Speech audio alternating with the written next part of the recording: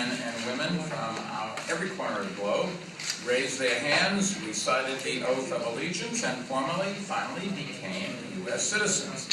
But if you talk to them, you discover that in their hearts they have long been Americans, because their story is America's story. They came to these shores, many with little more than their dreams, studied in our nation's schools, and lived their lives with the belief that in this land of dreamers and doers with hard work, anything is possible. And that really is the history of America. The enterprise and hard work of immigrants helped make our country great, and here in New York City, the contributions of our immigrants are a big part of why our city has done better than many other cities in recovering from the last national recession. The fact is, our nation's broken immigration system, however, is hurting the national economy, and it's not great for New York City either. I call Washington's immigration policies national suicide. By turning our backs on our history, we really are destroying our future. We need more immigrants in our country, and we're always happy to welcome them to New York City, but I think lots of other places across this country would welcome them in addition, because these immigrants could make a very big difference in those cities, particularly those in transition, where big industries are no longer there and they desperately need to create new jobs. Immigrants create jobs. They don't take jobs away from other people. And one of the solutions, and the only solution I've ever come up with to the big old industrial cities is if you get a bunch of immigrants in, the immigrants are going to figure out what to do. You don't have to do anything more than just get them there and keep them there. In addition to opening our doors, we are also doing as much as possible to ensure that all immigrants who want to become citizens have that opportunity. The essence of America is the right to the franchise to vote. That comes with citizenship. It comes with obligations. What we've done in this country is we've given obligations to people here, but we haven't given them the opportunities that we should, and if we don't make them full citizens so they really contribute, this is the ways to do it. According to the latest census figures, there are about 1 million people born in other nations who are living in New York State and who are eligible for U.S. citizenship. More than 684,000 of these people make their homes in our city. The process for a legal resident to become a U.S. citizen takes years, and with application and legal fees can cost thousands of dollars.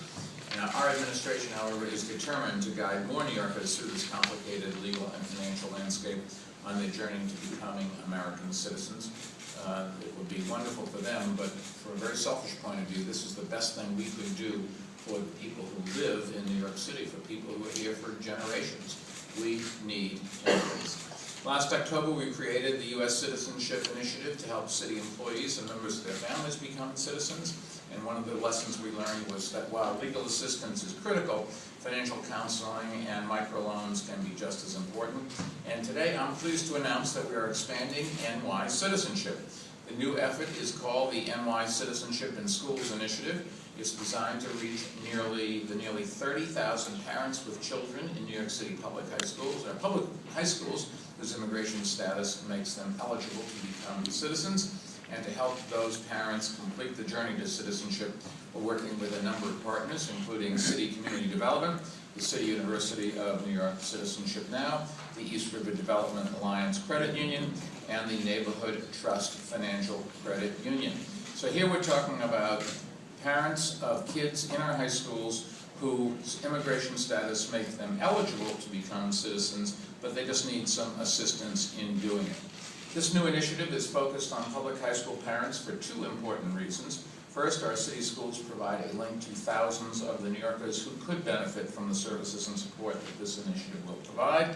We will begin reaching out to these parents immediately, and beginning October 27th, we'll host our first service event at the Morris Educational Campus in the Bronx.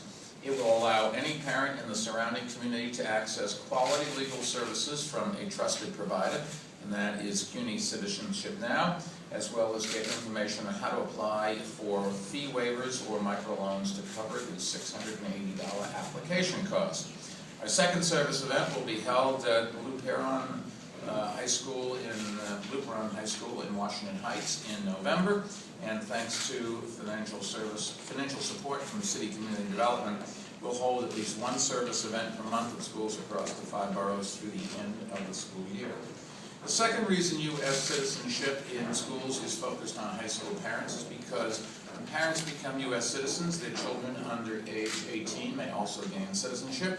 So we're working to help as many of these parents as we can successfully navigate the naturalization process before their children become adults. And while there are 30,000 public high school parents we're focusing on reaching, we're also aware that there are something like a total of 154,000 New York public school parents who are eligible for citizenship.